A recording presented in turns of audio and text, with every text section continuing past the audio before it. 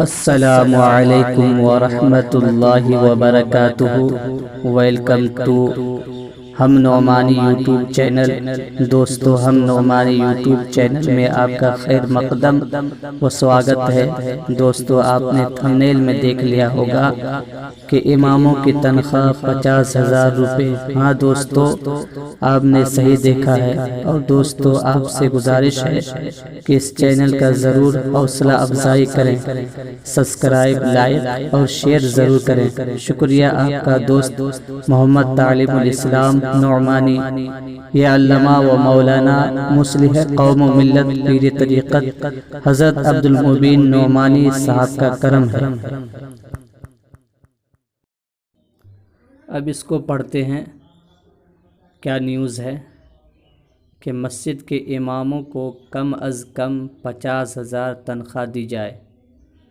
آل India امام organization کے صدر امیر الیاسی کی اپیل۔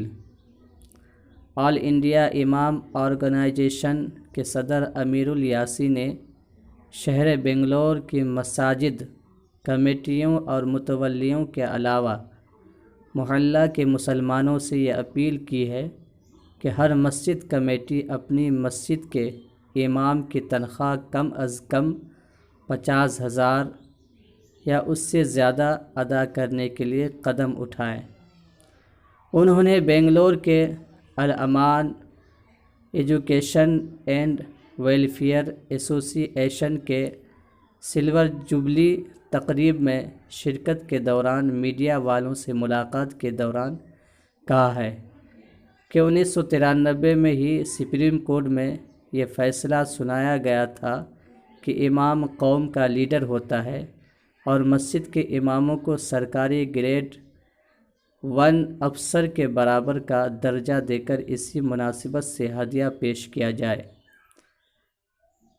لیکن مساجد کے اماموں کی تنخواہوں کو سرکاری حکومت یا سرکار سے نہ جوڑا جائے۔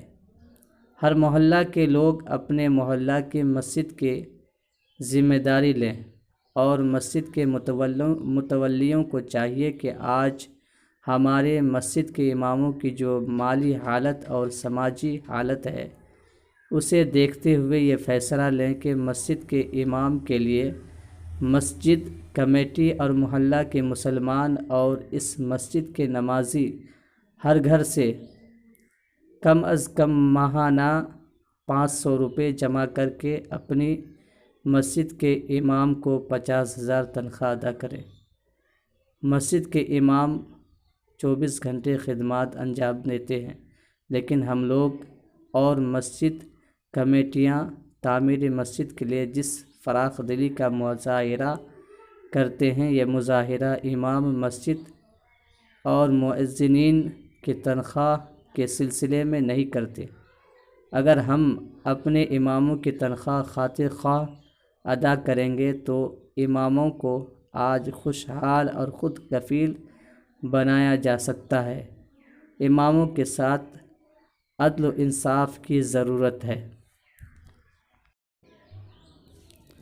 اگر اس ویڈیو کو مساجد کے متولی و کمیٹی حضرات دیکھ رہے ہیں یا متولی اور کمیٹی حضرات نہیں ہیں لیکن اپنے امام کے پیچھے نماز پڑھتے ہیں، ان سے میری گزارش ہے کہ آپ ضرور اس بات کو سمجھ سکتے ہیں کہ جس امام کے پیچھے آپ نماز پڑھتے ہیں، جس کی آپ اقتداء کرتے ہیں، وہ آپ کا امام ہے، اور وہ امام اتنی بڑی ذمہ داری کو اٹھاتے ہیں کہ 24 گھنٹے آپ کے لیے صرف کر دیتے ہیں۔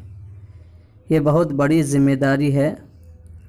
آپ سوچئے کہ آپ کی ڈیوٹی 8 گھنٹے کی یا 10 گھنٹے کی ہوتی ہے تو آپ کتنی تھکاوٹ محسوس کرتے ہیں، لیکن